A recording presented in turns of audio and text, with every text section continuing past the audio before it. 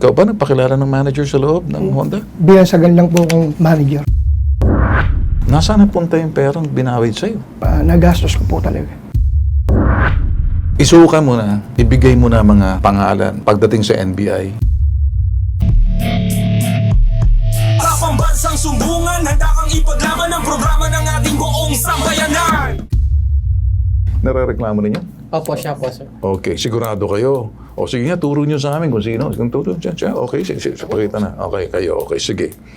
Binibigyan po namin kayo ng karapatan na to face the accuser and then the accused have to face the accuser na magiging balanse kami dito sa aming pagtatanong. So, okay.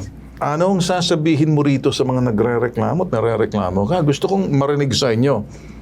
Kung ako'y naging matindi nung nakaraan, magiging malumanay muna ako bilang paggalang at respeto at bigay kita ng kortesiya. Pagpunta mo sa amin, nag-effort ka, gustuhan mo malinis ang pangalan.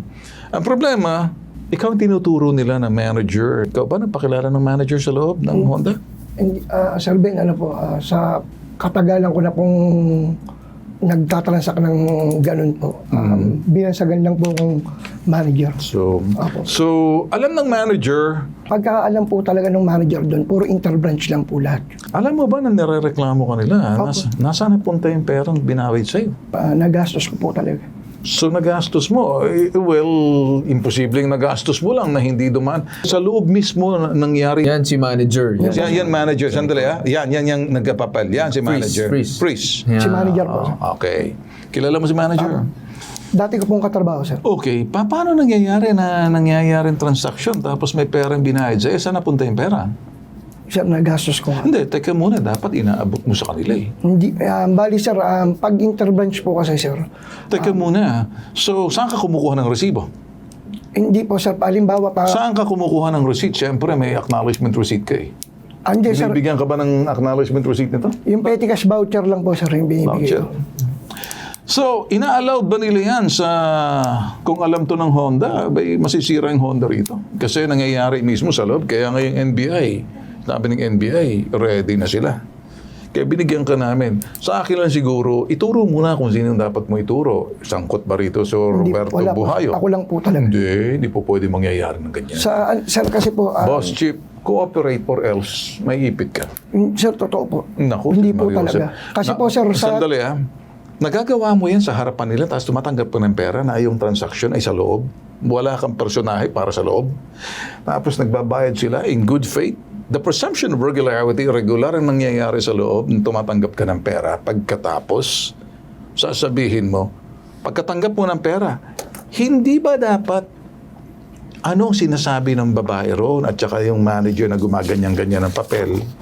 sir, kasi po, pagkaalam po talaga lahat po nila yan, interbranch lang po yan. Anong ibig sabihin ng interbranch? Halimbawa po, sir, may, Well, anong branch ka ba? Anong opisina ka? wala po, sir. Hindi, anong opisina yun? Honda po, sir. Anong opisina? Saan lugar? Sa Mandaluyong. Well, branch yun. Opo. Ba't nang branch ka ng Mandaluyong? Anong ginagawa mo ron? Hindi, sir, yun po yung, po, sir, freelance po ako, sir. Sandali muna. Yan ang palaruan mo, playground ng modus mo. Alam mo, ikaw, magiging, gusto ko magalit pero hindi ako pwede magalit kasi nandito ka naman. Medyo naaawa ko sa iyo kasi, naku, Diyos Maria Josep, nag-aantay ngayon siya Zelda 4-5 sa mga kakalat yung mga pumada ngayon dyan. Naku, may hilig pa naman sila dun sa wet packs. Kaya yari ka ngayon dito. So, cooperate. Hindi po pwedeng hindi ka sa loob na walang alam sila, tumatanggap ka ng pera, kitang-kita sa CCTV. So, pag binilang mo gamit ang kalang counting machine, so ibig mo sabihin, binulsa mo yung pera? Opo, sir. Kasi po, sir, dinideposit ko po yun. So, alam ba nila na dideposit mo kaninong account? Hindi, sir, halimbawa po, So, sandali. Ang gusto ko maintindihan, sa loob ng Honda Mandaluyong, pwedeng mag-fixer na wala silang pakialam. Fixer ka eh. hindi po, Hindi, fixer ka eh. Ang isang fixer pwedeng labas-pasok at pwedeng gumanap na para siyang ahente sa loob. Na nakikita pero ayaw tumingin ng diretso ng mga tao sa loob. Bawal yung pinagagawa mo. So ngayon, sa loob mismo ng Honda. Mawalang galang lang po kami. Hindi po kami anti-business. Ayaw po namin masira. Pero gusto lang po namin pangalagaan po ni whether Honda, Kawasaki, Yamaha, ay ano pa yung mga motor na yan. Hindi po pwede mangyari sa loob yan. Isipin mo kung ikay nasa loob ng sinasabing mga kilalang sasakyan, sa loob ng Mercedes, sa loob ng BMW, sa loob ng Toyota, sa loob ng Honda, palagay mo kaya magagawa mo yun? Hindi po, sir. Hindi. Okay. Ba't nagagawa mo sa kanila? Hindi, sir. Dati ko po, bali 10 years na po ako sa ganitong trabaho, sir. So, ano bang ugnayan mo? Dati ko pong makatrabaho. Kaya nga. So, ano ang papel mo sa loob ng Honda Mandaluyong?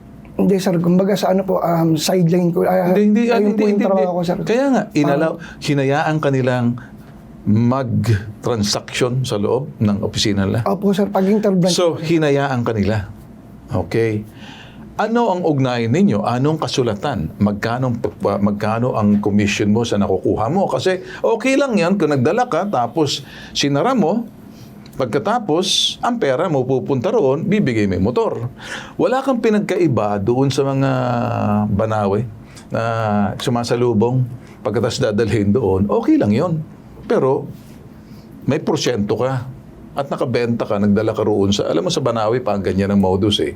Boss, ikaw kasi dito sa hindi ko maintindihan, sa dami-dami mong ginagawa, dami-dami mong naloloko, dami-dami mong nakuha ng pera ngayon, tapos sasabihin mo, inaalaw ka nila, kasi dati ka.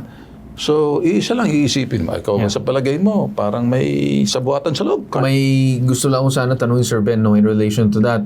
Sir, anong meron ka? Bakit ang lakas ng loob mo? May backer ka ba?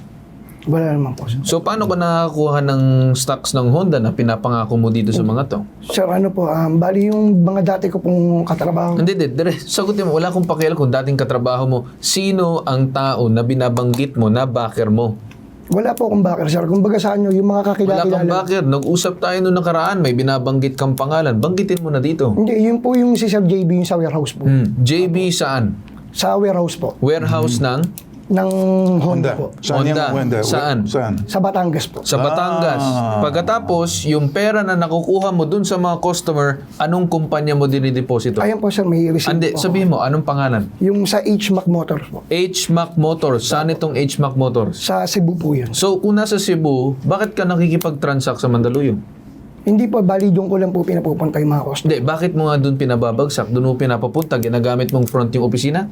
Opo, sir, parang ganun. Okay. Hindi po pwedeng ikaw lang maghihimas na matatabang rehas na hindi kasama yung kasapakat mo sa loob. Abay, hindi po pwedeng hindi sasabit dito yung si Robert Buhayo. Nangyari sa loob ng kanyang tanggapan. Diyan papasok yung NBI. Hindi na kami makikialam. Isuka mo na. Ibigay mo na mga pangalan. Pagdating sa NBI, mahirap dito pag ikaw lang nakakulong.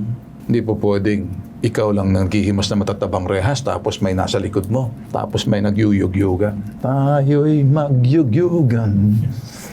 1.8 million. Kung saan mo ginastos, kung sa chicks mo. Hindi ganyan. Abay, pag ako nagaganyan, tapos binaba ko to, may yung middle finger ko lang ang nangyaya.